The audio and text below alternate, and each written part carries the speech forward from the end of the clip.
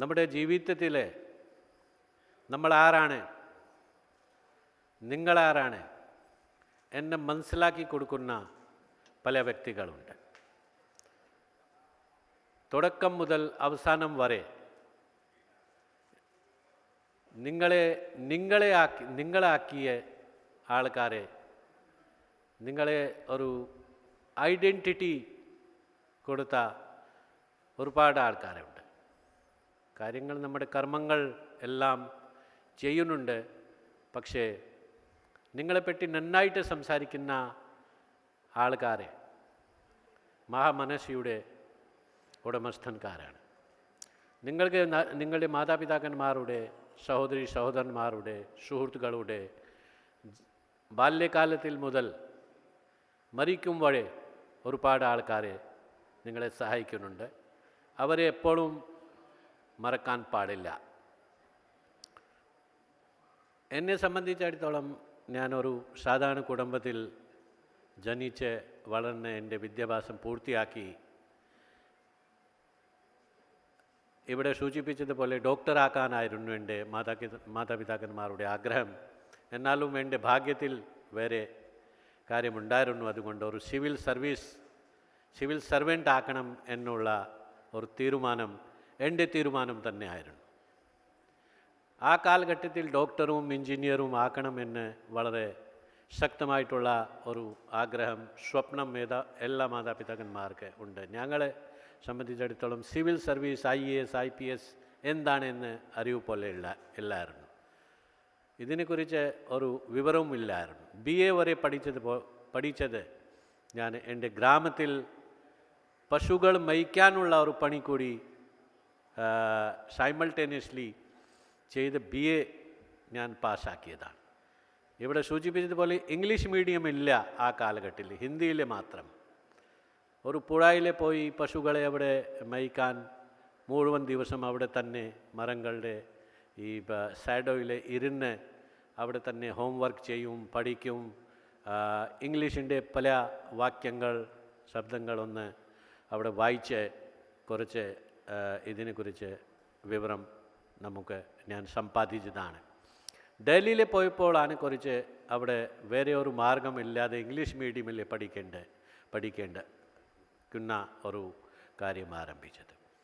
MA Delhi യൂണിവേഴ്സിറ്റിയിൽ നിന്ന്, ജവഹർലാൽ യൂണിവേഴ്സിറ്റിയിൽ നിന്ന് ചെയ്തതിന് ശേഷം സിവിൽ സർവീസ് എഴുതി കേരളത്തിലെത്തി. കൊല്ലം ജില്ലയിൽ എൻ്റെ ആദ്യത്തെ പോസ്റ്റിംഗ് ആയിരുന്നു. കൊല്ലം കണ്ടാൽ ഇല്ലം വേണ്ട എന്ന് നമ്മൾ പറയാറുണ്ട്. അപ്പോൾ അവിടെ എന്നെ കൂടുതൽ സഹായിച്ചത് ഏറ്റവും ഒരു ബെസ്റ്റ് ആയിട്ടുള്ള IAS ഓഫീസർ ആണ് എന്നെ പരിശീലനം നൽകിയത്, SM വിജയാനന്ദ് സാർ. അദ്ദേഹമാണ് എൻ്റെ ഈ വ്യക്തിത്വം, പേഴ്സണാലിറ്റി ഡെവലപ്മെൻറ്റും എന്നെ കേരളീയർ ആയിട്ട്, ഒരു മലയാളിയായിട്ട് അദ്ദേഹമാണ് എൻ്റെ മനസ്സിൽ മുഴുവൻ ഈ സാംസ്കാരികമായിട്ടുള്ള എല്ലാ ഈ ഗുണങ്ങളും, എല്ലാ ക്വാളിറ്റീസ്, എല്ലാ ഇൻസ്പിറേഷൻ അദ്ദേഹമാണ് കൊടുത്തത്, SM വിജയാനന്ദ് സാർ. ഒരു വർഷം അവിടെ പഠിച്ചു, അവിടെ പരിശീലനം എടുത്തു. കുറച്ച് മലയാളം അവിടെ മനസ്സിലാക്കാനും സംസാരിക്കാനും. തുടക്കത്തിൽ ഒരുപാട് പിശകുകൾ, ഒരുപാട് തെറ്റുകൾ സംഭവിക്കും. ആൾക്കാരെ നന്നായിട്ട് പരിഹസിക്കും. ഞാൻ എന്തൊക്കെ വാക്യങ്ങൾ പറയുമ്പോൾ എന്തെങ്കിലും ഒരു മറ്റു രീതിയിലൊരു വാക്യം, കാരണം ഇതിൻ്റെ ഉച്ചാരണം, പ്രൊനൗൺസിയേഷൻ കുറച്ച് തെറ്റായിരിക്കും. പക്ഷേ I never took it to my heart. കാരണം വിജയാനന്ദ് സാർ പറഞ്ഞു, അത് നിങ്ങളൊന്ന് ശ്രമിച്ചാൽ മതി. ഇത് തുടക്കത്തിൽ ഉള്ള പ്രയാസങ്ങൾ മാത്രമേ ഉള്ളൂ, ബാക്കിയെല്ലാം ശരിയാവും. അതിനുശേഷം മലപ്പുറം ജില്ലയിൽ പോയി 1991 ആ കാലഘട്ടത്തിൽ EK നയനാർ സർക്കാരുടെ കാലഘട്ടമായിരുന്നു. അപ്പോൾ ഈ ലിറ്ററസി ക്യാമ്പയിൻ, കേരളം 100% സാക്ഷരരായിരിക്കണം എന്നുള്ള വലിയ ഒരു മഹായജ്ഞം, നല്ല ഒരു ലിറ്ററസി ക്യാമ്പയിനിൻ്റെ ഭാഗമായിട്ട് എനിക്ക് പല പരിപാടികൾ സംഘടിപ്പിക്കാനോ സംസാരിക്കാനോ എല്ലാ കാര്യങ്ങളും അവിടെ ചെയ്യേണ്ടി വന്നു. അതിൻ്റെ ഭാഗമായിട്ട് കുറച്ചുകൂടി എനിക്ക് നല്ല ഒരു സുവർണ അവസരം അവിടെ മലയാളം പഠിക്കാനും വായിക്കാനും കിട്ടിയത്. മലപ്പുറം ജില്ലയ്ക്കാണ് ആദ്യത്തെ ഒരു ഫസ്റ്റ് റാങ്ക് കിട്ടിയത് ലിറ്ററസി ക്യാമ്പയിനിൽ അവിടെ. അപ്പോൾ ഇതൊരു നല്ല ഒരു അവസരം കൂടിയായിരുന്നു. ഈ ഈ അവസരത്തിൽ ഒരുപാട് ആൾക്കാരോട് എനിക്ക് സംസാരിക്കാനും അവരോട് സംവദിക്കാനും സമയം എനിക്ക് കിട്ടി. അതിനുശേഷം വീണ്ടും ഞാൻ തിരുവനന്തപുരത്തേക്ക് വന്നു. അവിടെ പോസ്റ്റിംഗ് ആയി, ഡയറക്ടർ സിവിൽ സപ്ലൈസ് ആയി. അതിൻ്റെ ഒരുപാട് ചലഞ്ചസ് സിവിൽ സപ്ലൈസ് ഡിപ്പാർട്ട്മെൻറ്റിൽ ഉണ്ട്. കാരണം it's A very corrupt department basically.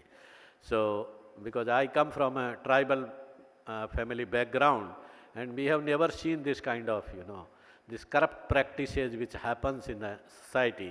But it happens because corruption is a major evil in the system, So I had to confront with that. അപ്പോൾ ചെറിയ അഭിപ്രായ വ്യത്യാസങ്ങൾ വന്നു. പിന്നെ പക്ഷേ ഏറ്റവും കൂടുതൽ എനിക്ക് കേരളത്തിലെ എൻ്റെ സ്പർശിക്കുന്ന ചില സന്ദർഭങ്ങളുണ്ട്.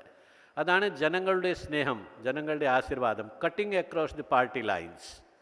ഏത് പാർട്ടീൻ്റെ ആൾക്കാരായാലും, സാംസ്കാരിക നായകന്മാരായാലും, സാമൂഹ്യ പ്രവർത്തകരായാലും, ഈ പത്രപ്രവർത്തകരായാലും നല്ല സപ്പോർട്ട്, നല്ല ഒരു സോളിഡാരിറ്റി എനിക്ക് കിട്ടിയത് അവിടെ കേരളത്തിൽ. അതൊരു അഭിമാനിക്കുന്ന ഒരു കാര്യം തന്നെയാണ്. കാരണം ഏത് മറ്റൊരു സംസ്ഥാനത്തിൽ പോയി അവിടെ ജോലി ചെയ്താണെങ്കിൽ, in case I was in other state, I would not have got this kind of support and inspiration and protection which I got in Kerala.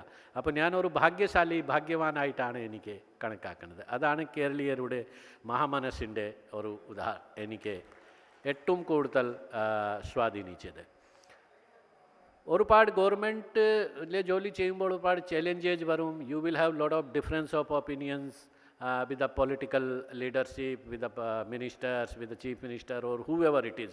But in all the parties, I am telling it from the bottom of my heart that cutting across the party, ഏത് പാർട്ടിയിലെ നല്ല നേതാക്കന്മാർ കൂടി ഉണ്ടാവും.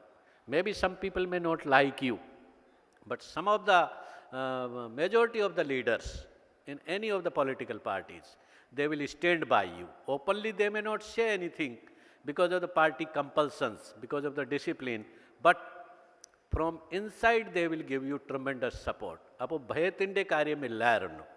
കാരണം എനിക്ക് ഉള്ളിൽ നിന്ന് ഒരുപാട് സപ്പോർട്ട് അവിടെ കിട്ടിയതാണ്. അപ്പോൾ കേരളത്തിൻ്റെ ഈ പ്രത്യേകത മറ്റൊരു സംസ്ഥാനത്തിൽ കിട്ടില്ല. Particularly the literacy level, the high level of awareness, ഈ സാക്ഷരായിട്ടുള്ള പ്രഗത്ഭനായിട്ടുള്ള നല്ല അവിടെ ആൾക്കാരെ ഉള്ളതുകൊണ്ട് ഏതൊരു ഉദ്യോഗസ്ഥൻ നന്നായിട്ട് ജോലി ചെയ്താൽ, ഓണസ്റ്റ്ലി അവിടെ കാര്യങ്ങൾ ചെയ്താൽ തീർച്ചയായിട്ടും കേരളത്തിലെ സപ്പോർട്ട് കിട്ടും.